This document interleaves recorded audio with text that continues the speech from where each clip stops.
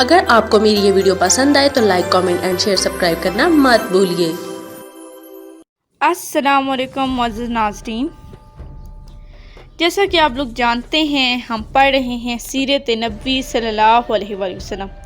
لیکن شروع کرنے سے پہلے میری آپ سب سے گزارش ہے کہ ایک دفعہ نبی کریم صلی اللہ علیہ وآلہ وسلم پر درود شریف پڑھ دیں، اور اس کے بعد جہاں بھی نبی کریم صلی اللہ علیہ وآلہ وسلم کا نام مبارک آئے وہاں پر درود شریف ضرور پڑھیں۔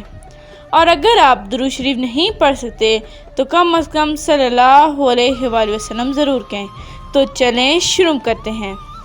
اس کا باب نمبر 59 ہے، جس کا نام ہے ابتدائی غزوات۔ چند یہودیوں نے آپ صلی اللہ علیہ وآلہ وسلم سے سوال پوچھا، آپ یہ بتائیں اس وقت لوگ کہاں ہوں گے جب قیامت کے دن زمین اور آسمان کی شکلیں تبدیل ہو جائیں گی؟ اس پر حضرت صلی اللہ علیہ وآلہ وسلم نے جواب دیا، اس وقت لوگ پل صراط کے قریب اندھیرے میں ہوں گے۔ اسی طرح ایک مرتبہ یہودیوں نے حضور صلی اللہ علیہ وآلہ وسلم سے بادلوں کی گرج اور کڑک کے بارے میں پوچھا۔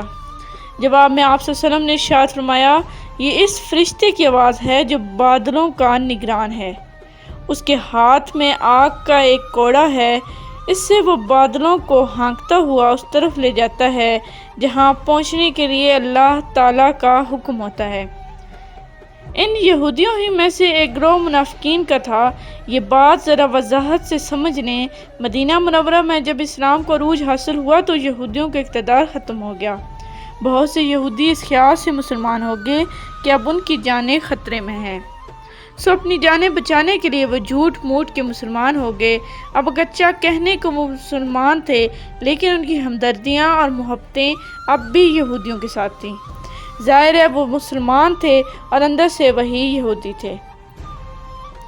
ان لوگوں کو اللہ اور اس کے رسول نے منافق قرار دیا۔ ان کی تعداد 300 کے قریب تھی۔ انہی منافقوں میں عبداللہ ابن ابی بھی تھا، یہ منافقوں کا سردار تھا۔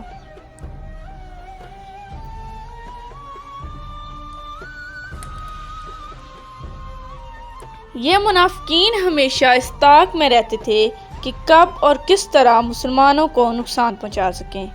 مسلمانوں کو پریشان کرنے اور نقصان پہنچانے کا کوئی موقع یہ ہاتھ سے جانے نہیں دیتے تھے۔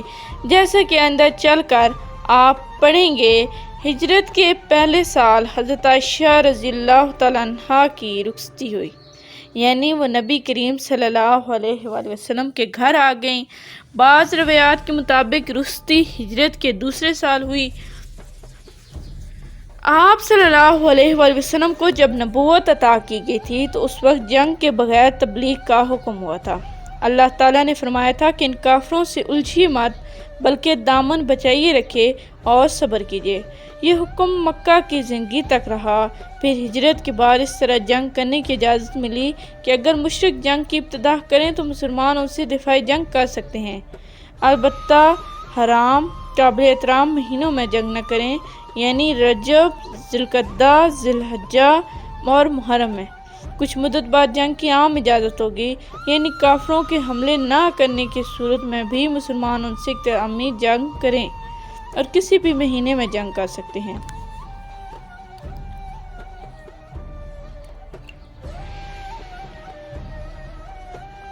جب آپ صلی اللہ علیہ وآلہ وسلم کو اللہ تعالیٰ کی طرف سے جہاد کی اجازت مل گئی تو 12 ربیع الاول 2 ہجری میں پہلی بار حضور صلی اللہ علیہ وآلہ وسلم جہاد کی غرض سے مدینہ سے روانہ ہوئے۔ مدینہ سے نکل کر حضور اکرم صلی اللہ علیہ وآلہ وسلم ودان کے مقام پر پہنچے۔ یہ ایک بڑی بستی تھی اور ابواہ کے مقام سے 6 یا 8 میل کے فاصلے پر تھی۔ ابواہ مکہ اور مدینہ کے درمیان ایک گاؤں تھا۔ اس غزوہ میں آپ صلی اللہ علیہ وآلہ وسلم کے ساتھ صرف مہاجرین تھے۔ حضور صلی اللہ علیہ وآلہ وسلم قبیلے بنی زمرہ پر حملہ کرنے کے لیے تشریف لے گئے تھے۔ آپ صلی اللہ علیہ وسلم کے ساتھ 70 صحابہ تھے۔ بنی زمرہ کے سردار نے جنگ کے بغیر صلح کر لی۔ صلح کا معاہدہ لکھا گیا اور آپ صلی اللہ علیہ وسلم واپس تشریف لے آئے۔ اس طرح یہ حضور صلی اللہ علیہ وسلم کا پہلا غزوہ تھا۔ اس کو غزوہ بنی زمرہ کہا جاتا ہے۔ اس غزوہ میں مسلمانوں کا جھنڈا سفید تھا اور یہ حضرت حمزہ رضی اللہ تعالیٰ عنہ کے ہاتھ میں دیا گیا تھا۔ صلح کے معاہدے میں طے پایا تھا کہ یہ لوگ مسلمانوں کے مقابلے پر نہیں آئیں گے اور اللہ کے رسول صلی اللہ علیہ وآلہ وسلم انہیں جب بھی بلائیں گے انہیں مدد کے لیے آنا ہوگا۔ اس غزوے میں مسلمانوں کو 15 دن لگے۔ اس کے بعد غزوہ بوات ہوا۔ اس میں اسلامی لشکر میں 200 مہاجرین تھے۔ جھنڈا سفید رنگ کا تھا۔ یہ ربیع الثانی 2 ہجری میں پیش آیا۔ حضور اکرم صلی اللہ علیہ وآلہ وسلم ایک تجارتی قافلے کو روکنے کے لیے روانہ ہوئے تھے۔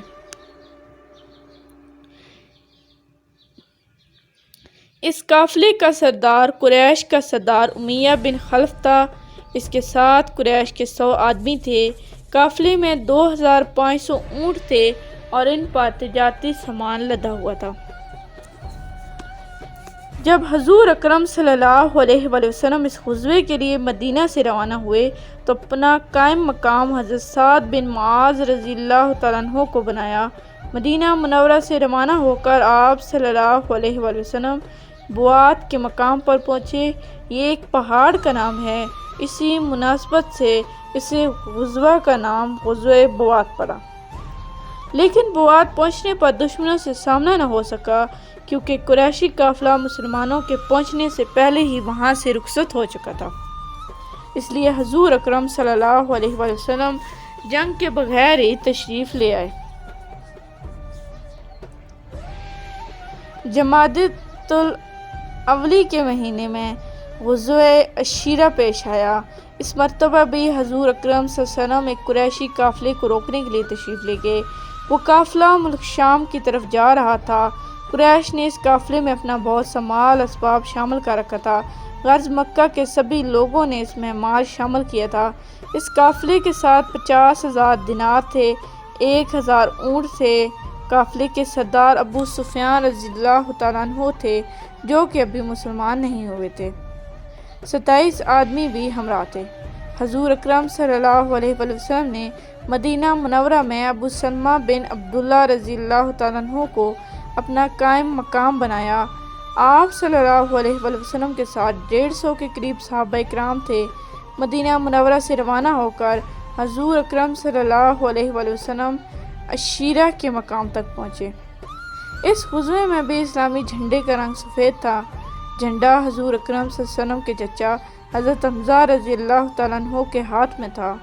اسلامی لشکر 20 اونٹوں پر سوار ہوا۔ سب لوگ باری باری سوار ہوتے رہے۔ عشیرہ کے مقام پر حضور اکرم صلی اللہ علیہ وسلم کو معلوم ہوا کہ قافلہ وہاں سے گزر کر شام کی طرف جا چکا ہے۔ چنانچہ حضور اکرم صلی اللہ علیہ وسلم پھر جنگ کے بغیر واپس تشریف لے آئے۔ تاہم اس دوران بنی مدلج سے امن اور سلامتی کا معاہدہ طے پایا۔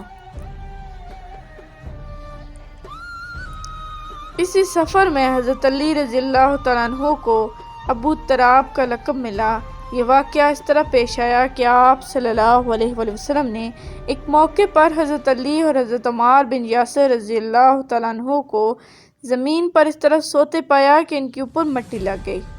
آپ نے حضرت علی رضی اللہ تعالیٰ عنہ کو پاؤں سے ہلایا اور فرمایا، اے ابو تراب یعنی اے مٹی والے اٹھو۔ آپ صلی اللہ علیہ وآلہ وسلم غزوہ عشیرہ سے واپس آئے تو چند دن بعد ہی پھر ایک مہم پیش آئی۔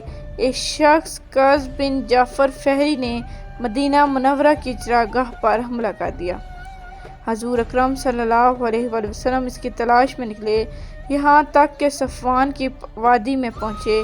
یہ وادی میدان بدر کے قریب ہے۔ اسی مناسبت سے اس غزوے کو غزوہ بدر اولی بھی کہا جاتا ہے۔ قز بن جامن مسلمانوں کے ہاں پہنچنے سے پہلے ہی جا چکا تھا۔ اس غزوے کے لیے نکلنے سے پہلے حضور اقدس صلی اللہ علیہ وآلہ وسلم نے مدینہ منورہ میں اپنا قائم مقام حضرت زید بن حارثہ رضی اللہ تعالیٰ عنہ کو بنایا۔ اس مرتبہ بھی جھنڈا سفید تھا جو حضرت علی رضی اللہ تعالیٰ عنہ کے ہاتھ میں دیا گیا تھا۔ اسی سال 2 ہجری کے دوران قبیلے کا رخ تبدیل ہوا اور اس وقت تک مسلمان بیت المقدس کی طرف منہ کر کے نماز ادا کرتے تھے۔ قبیلے کی تبدیلی کا حکم ظہر کی نماز